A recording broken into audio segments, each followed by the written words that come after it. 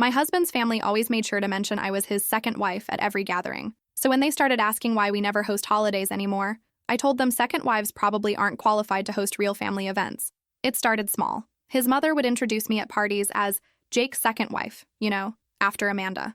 Never just his wife, always second, like I was a runner-up prize. His sister would post throwback photos of Jake and Amanda at family Christmases with captions about how some memories never fade. Tagged me in them too, just to make sure I saw. For 3 years, I smiled through it. Hosted Thanksgiving, Christmas, Easter. Spent hours cooking their recipes, decorating exactly how Amanda used to. His aunt would walk through my house saying, Amanda had better taste in curtains. His father would mention how Amanda's pie crust was flakier. I'd nod and bring out more wine. The comments accumulated like paper cuts, each one small enough to ignore. Together, they bled me dry. Amanda always used cloth napkins. Amanda made her own cranberry sauce. Amanda's centerpieces were more elegant. I'd find myself in stores, staring at napkins and cranberry, wondering what Amanda would have chosen. I started having nightmares about her. In them, she'd stand in the corner of rooms during family dinners, shaking her head at my efforts. I'd wake up sweating, Jake sleeping peacefully beside me, unaware that his dead wife was haunting me more effectively than any ghost could.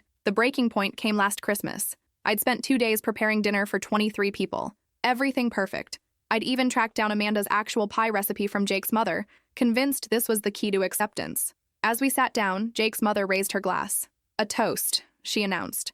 To Amanda, who taught Jake what real family values look like, and to his second wife for trying her best. Everyone drank. No one looked at me. Jake squeezed my hand under the table. Just let it go, he whispered. You know how she is. I stood up. I need to check the turkey. In the kitchen, I stared at the meal I'd prepared. Correction, the meal Amanda used to prepare that I'd been copying like some desperate understudy. 3 years of my life spent impersonating a dead woman. 3 years of erasing myself to become someone else's memory. I grabbed my phone and texted my sister. She arrived 20 minutes later with Tupperware and a look that said she'd been waiting for this call. Finally, she muttered as we loaded containers. Took you long enough. We took the turkey, the ham, all 3 pies, the au gratin potatoes that I'd made from scratch, shredding my knuckles on the grater, the green bean casserole with the fancy crispy onions. We left them with dinner rolls and butter. Jake called me dozens of times that night. His family had to order pizza for Christmas dinner. Apparently, it took an hour to arrive and cost $200 for enough pizza to feed everyone. His mother called it the most humiliating Christmas of her life. Good. For 6 months, I went silent on the family events. Jake would go alone, then come home frustrated. They're asking about you. They want to know what they did wrong. Tell them, I'd say. He never did. He'd change the subject, turn on the TV, pretend the problem would resolve itself through sheer avoidance. Then the group text started. Why don't you and Jake host Easter this year? From his mother. Your house is so lovely. Would be nice to celebrate there. From his sister. Second time's the charm, right? From his aunt. I stared at that message for 20 minutes. Second time's the charm. Like I was a do-over.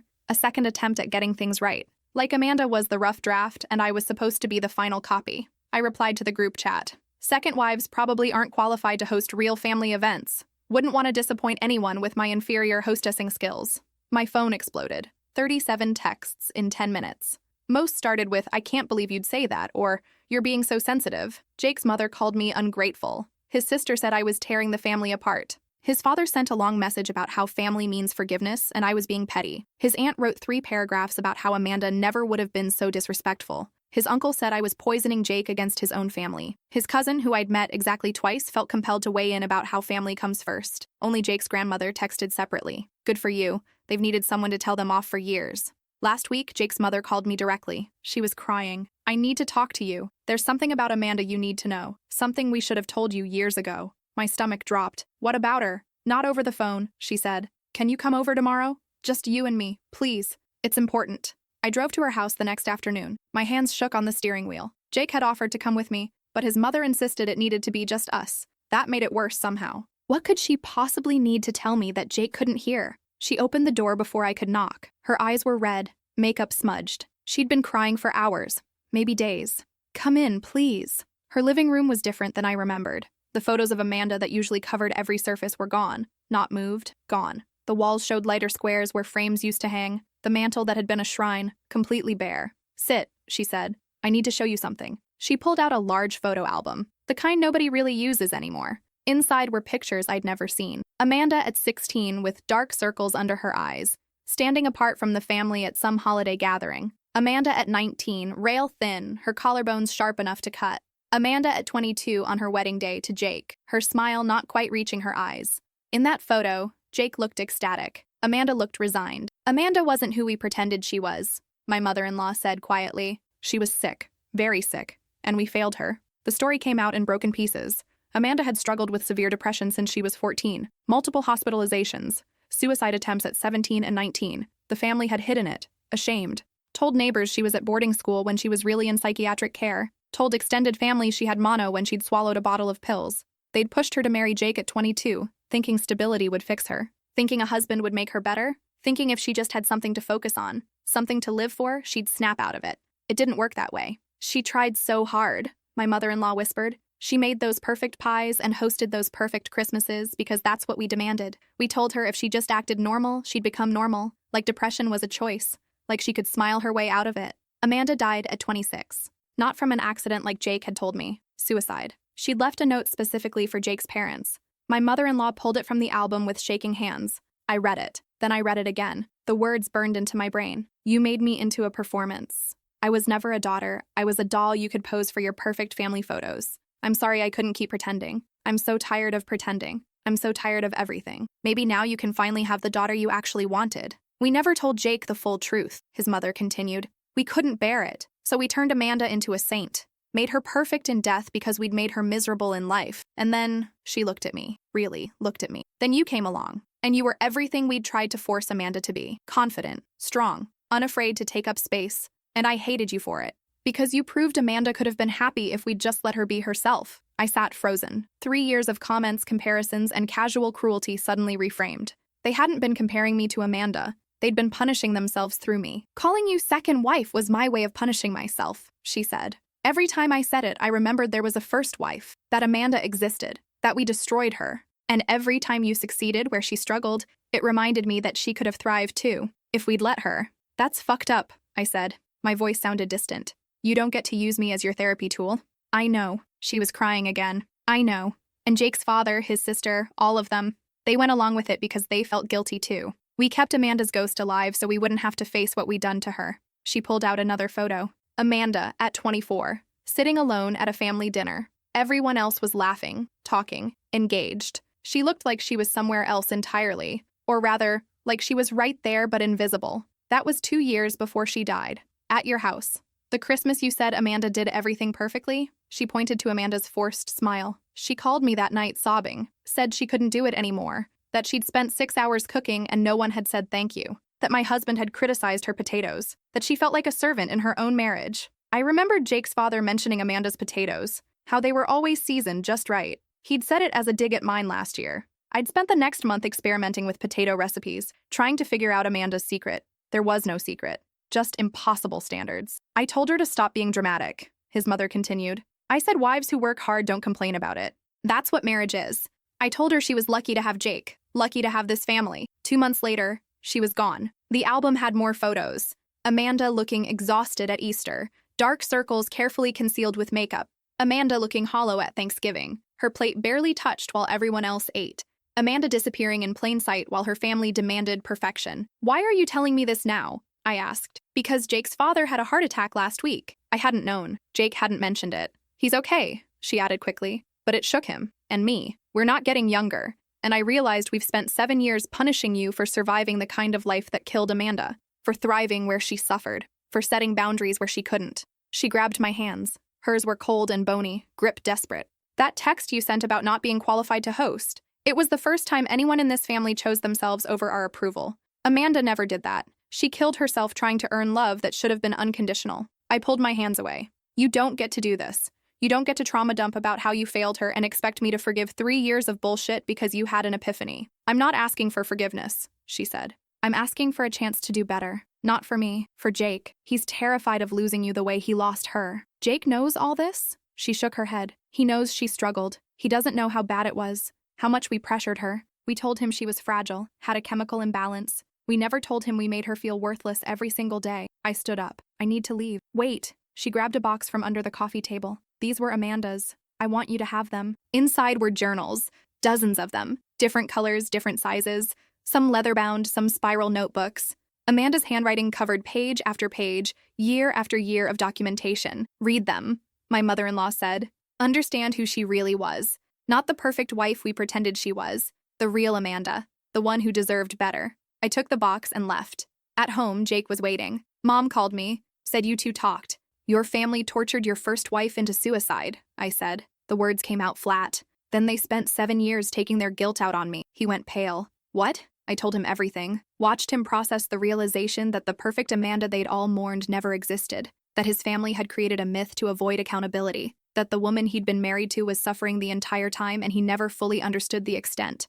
I need to read these, he said, reaching for Amanda's journals. We spent the next 3 days reading together. Amanda's words were raw, desperate. She'd started the first journal at 14, around the time her depression began. I feel like I'm watching my life from behind glass. Everyone else seems to know how to be a person. I'm just pretending. By 19, after her second suicide attempt, the entries got darker. Mom cried when she picked me up from the hospital. Not because I almost died, because the neighbors might find out. She made me promise to say I had food poisoning if anyone asked about the ambulance. She'd written about the pressure to marry Jake, about how her parents had made it clear that a husband would fix her, that she needed to be someone's wife, or she'd never be a complete person. Jake is nice. He loves me, I think, but he loves the version of me that smiles and doesn't complain. I don't know if he'd love the real me. I don't know if anyone would. The entries after the wedding were heartbreaking, about cooking meals no one appreciated, about being told to smile more, try harder, be better, about Jake's mother criticizing her housekeeping, about his father commenting on her weight, suggesting she join a gym so she could keep her figure for Jake, about his sister posting photos of Jake's high school girlfriend with captions about the one that got away. One entry, dated 2 years into the marriage, described a family dinner where Jake's aunt had spent 30 minutes talking about how beautiful Jake's ex-girlfriend had been. Amanda, you've met Victoria, right? Stunning girl, model cheekbones. Jake was absolutely smitten. Amanda had written, I sat there wondering what would happen if I just stood up and screamed. Would they even notice? Or would they keep talking about Victoria while I had my breakdown? She'd written about Jake too, how he was kind but never defended her, how he'd tell her to let things go, how he'd squeeze her hand under the table instead of speaking up, how his silence felt like agreement. I know he doesn't mean to hurt me, but his quiet is louder than their words. When he doesn't defend me, he's telling me they're right, that I'm not worth defending. Jake read that part and had to leave the room. I heard him crying in the bathroom, the sound of someone's worldview shattering. When he came back, his eyes were swollen. I did the same thing to you. Told you to let it go. Squeezed your hand instead of telling them to stop. Yes, I said. You did. I didn't want to cause family drama. Amanda died because no one wanted to cause family drama. He flinched like I'd hit him. Good. He needed to understand. I've been complicit, he said finally. I watched them treat you the way they treated her. I told myself it wasn't that bad, that they meant well, that they just loved Amanda and needed time. I turned you into Amanda's understudy and didn't even realize it. 7 years isn't enough time? No amount of time makes that okay. He sat down heavily. What do we do now? I'd been thinking about that for 3 days. Your mother wants a chance to do better. I don't know if she's earned that, but Amanda wrote something in her last journal entry. I showed him the page. Amanda's final words before she died, written the morning she killed herself. If there's ever another wife after me, I hope she's stronger than I was. I hope she tells them no. I hope she leaves when I couldn't. I hope she teaches Jake that love means protection, not peace at any price. I hope she survives us. Someone should. Jake read it over and over, tears streaming down his face. She knew I'd remarry eventually. She was giving advice to someone she'd never meet. She was giving permission, I said, for someone to do what she couldn't. We sat in silence for a long time. The journals spread around us like evidence at a crime scene, which, in a way, they were. There's more, I said. I'd found entries from Amanda's last month, detailed accounts of every slight, every criticism, every moment she'd been made to feel small. His mother telling her the turkey was dry at Thanksgiving. His father saying she looked tired in front of dinner guests, suggesting she wear more makeup. His sister asking when she and Jake would have kids, implying she was being selfish for waiting, saying the clock is ticking like Amanda was a bomb about to explode. She documented everything, Jake whispered, like she knew someone would need to see it someday. One entry stood out, written 3 weeks before she died. I tried to talk to Jake's mother today, told her I was drowning. She patted my hand and said all new wives feel overwhelmed at first. I've been married for 4 years. When do I stop being new? When do I get to be enough? The answer is never. I'll never be enough because they don't want a real person. They want a decoration, a pretty prop for their family photos. I'm so tired of being a decoration. Jake put his head in his hands. She was screaming for help and nobody listened. Your family didn't want to hear it, I said. Just like they didn't want to hear me these past 3 years. Another entry, dated 1 week before her death. I've been thinking about what it would be like to just disappear. Not die necessarily. Just cease to exist in this context. To not be Jake's wife or the daughter-in-law or the disappointing woman who can't make pie crust as flaky as everyone wants. To just be Amanda, whoever that is. I don't think I remember anymore. The final entries were the hardest to read. Amanda making peace with her decision. Amanda writing letters to people she'd leave behind. Amanda carefully planning every detail to cause the least inconvenience possible. Even in death, she was trying not to be a burden. What do I say to them? Jake asked. The truth. All of it. 2 weeks later, we invited Jake's family to our house. All of them. His parents, his sister and her husband, his uncle and aunt, his grandmother, his 2 cousins, 20 people in our living room. I didn't cook. We'd ordered pizza and salad from a local place. Paper plates. Plastic cups. The opposite of everything Amanda had been expected to provide. Thank you for coming, I said. I'm going to talk, and you're going to listen. The whole time. No interrupting. His mother opened her mouth. Jake's grandmother shushed her with a sharp look. For 3 years, you've called me second wife. Made Amanda into a saint I could never measure up to. Criticized everything I did. Made me feel like an intruder in my own marriage. I pulled out Amanda's journals. Your mother told me why. You were all consumed with guilt for how you treated Amanda. For driving her to suicide. His sister gasped. His father's face went red. His cousins looked at each other in shock. His uncle's mouth literally fell open. They hadn't known their mother had told me. They hadn't known most of this at all. Here's what's going to happen, I continued. You're going to stop using me as your emotional punching bag. You're going to stop comparing me to a dead woman you all failed. You're going to respect that I'm Jake's wife, not his second wife. His wife, period. His aunt started to protest. I held up my hand. I'm not finished. You're also going to get family therapy, all of you, to deal with your guilt about Amanda, because I'm not your therapist. I'm not your absolution. I'm a person who deserves basic respect. And if we don't? His father asked. His voice was defensive, still clinging to his authority. Then you don't see me, or any future grandchildren. You can have a relationship with Jake without me in it, but I won't subject myself or any children to the dysfunction that killed Amanda. The room went silent. I'd never mentioned kids before. Never felt safe enough to discuss it with his family hovering, ready to compare my theoretical parenting to Amanda's theoretical parenting. Jake stood next to me. She means it, and I support her completely. You made me complicit in how you treated both my wives. That ends now. I failed Amanda. I won't fail her. His grandmother started clapping. Slowly. Finally. Someone with a spine. Mom? Jake's father said sharply. Oh, shut it, his grandmother snapped. You bullied that poor girl Amanda into her grave. I watched it happen. Said nothing because you're my son. But I'm old now and I'm tired of protecting your ego. This young woman is right. You all need help. Jake's mother was crying again, but this time she nodded. You're right. We'll do whatever it takes. I want to see the therapist's card, I said. I want proof of appointments.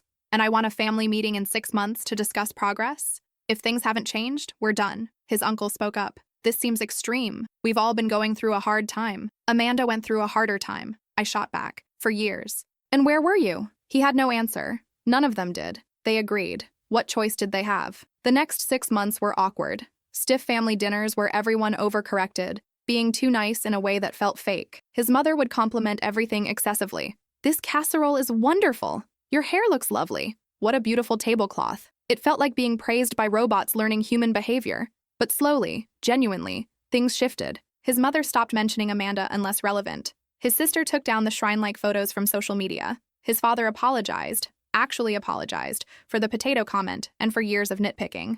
At our 6-month meeting, their family therapist joined via video call. She confirmed they were doing the work, confronting how they'd scapegoated Amanda for their own expectations, learning to see their role in her death. We're learning about enmeshment, his mother explained. How we treated Amanda like an extension of ourselves rather than her own person, and how we were doing the same to you. His sister added, the therapist pointed out that every time we called you second wife, we were really saying you're not good enough either. We were setting up the same impossible standard. Progress, not perfection, but progress. During one therapy session that Jake and I attended, his father broke down. The therapist had asked him to describe a happy memory with Amanda. He couldn't. Every memory he had involved correcting her, advising her, or expressing disappointment. I don't think I ever just enjoyed her company, he admitted. I was always trying to fix her, make her better, more like what I wanted. I treated her like a project instead of a person. His mother had a similar revelation. When asked what Amanda loved, she realized she had no idea. Amanda's favorite color, her favorite song, what she did when she was alone. All mysteries. We never asked, his mother said. We told her who to be and then got angry when she struggled with it. I don't even know if she liked pie. She made them because I told her to, because that's what wives in our family do. Jake's sister discovered something devastating in therapy. She'd been jealous of Amanda. Pretty, accomplished Amanda who'd married her older brother. So she'd undermined her, posted those photos of high school girlfriends, made comments about Amanda's cooking that sounded helpful, but were really criticisms, small cruelties that added up. I wanted her to fail, she confessed during a family session we attended. I wanted Jake to see she wasn't perfect. I wanted her to be knocked down a peg, but I didn't want her to die. I never wanted that. I just wanted her to struggle like I struggled. The therapist guided them through it. Guilt, shame, accountability. It was messy and painful and long overdue. 8 months after that family meeting, I got pregnant. When we announced it, Jake's mother pulled me aside. "I want to show you something," she said. She'd had a small memorial made for Amanda. Not a shrine, just a simple stone in their garden with Amanda's real favorite quote, not some sanitized version they'd made up. It was from a poem, "I am not a bird and no net ensnares me," from Jane Eyre, his mother explained, Amanda's real favorite book. We used to tell people her favorite was Pride and Prejudice because it sounded more appropriate, more feminine and romantic. But Amanda loved Jane Eyre, loved the anger in it, the refusal to settle, the woman who chose herself. She'd also framed one of Amanda's journal pages.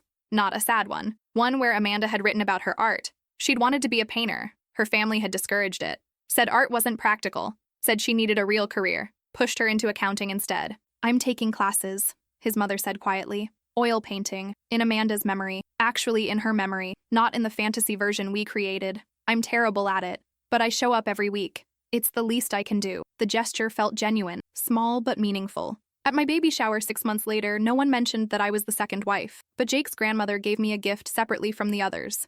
Inside was a small painting, Amanda's work, a self-portrait showing her in bright colors, smiling genuinely, free. She painted this when she was 19, his grandmother explained, before they broke her spirit, before she learned to make herself smaller. "I kept it hidden all these years. Thought you should have it." The woman in the painting looked nothing like the sad photos I'd seen. She looked alive, radiant, her eyes bright with possibility. "She would have liked you," his grandmother added. "The real Amanda. Not the doll they made her into. The Amanda who painted and dreamed and wanted more than what she was allowed to have." I studied the painting for a long time. Amanda had talent. Real, undeniable talent. The brush strokes were confident. The colors bold. This was someone who had something to say and the skill to say it. "Why did you keep it hidden?" I asked. His grandmother's face hardened. "Because they wanted to pretend she'd never been this person. This vibrant, opinionated, creative person. It was easier to remember her as the quiet, obedient girl who did what she was told. This painting showed too much personality, too much defiance.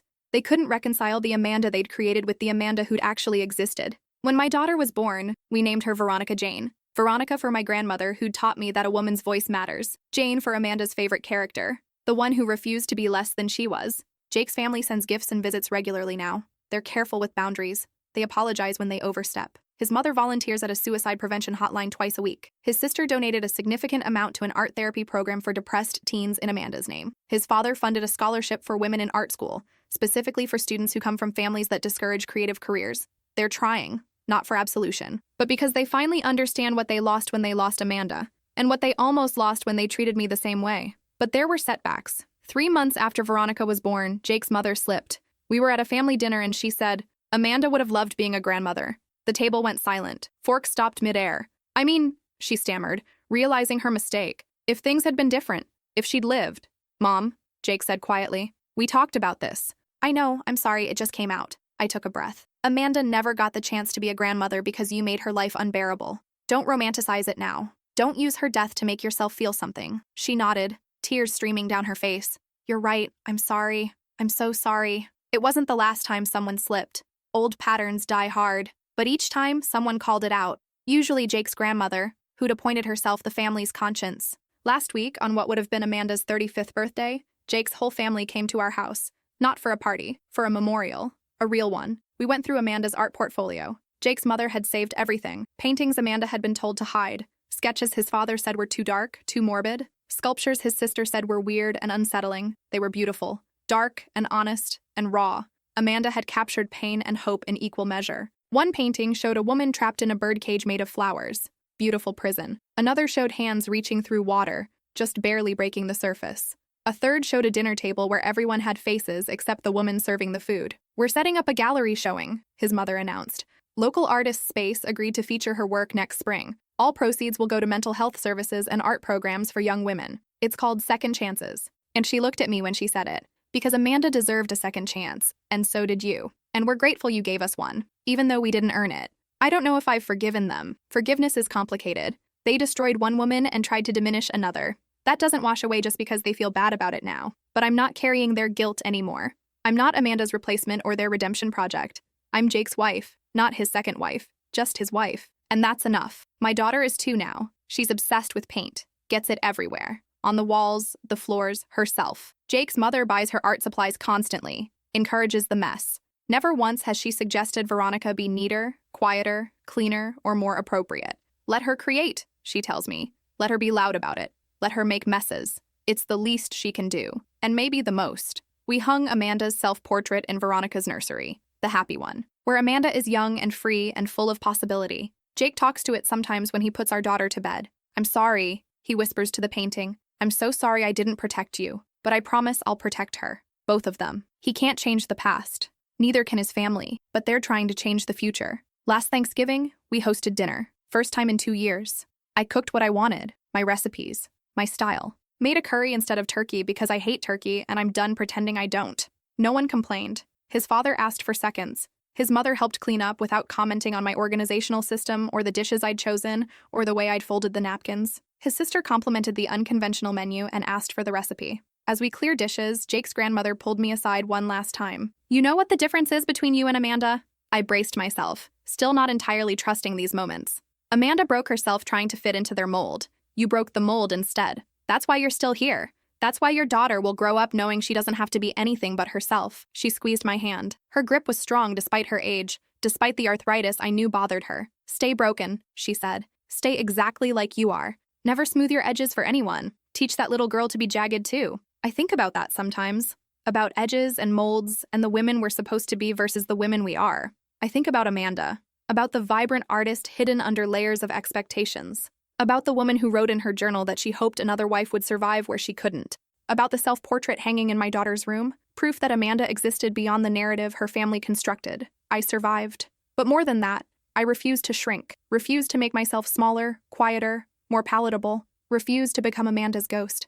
And maybe that's what Amanda really wanted. Not another perfect wife, but one imperfect woman who said no, who walked out of Christmas dinner and let them eat pizza, who demanded respect instead of begging for acceptance, who read Amanda's journals and honored the real woman instead of the myth. I was never the second wife. I was the first version of myself. And that version doesn't do second place.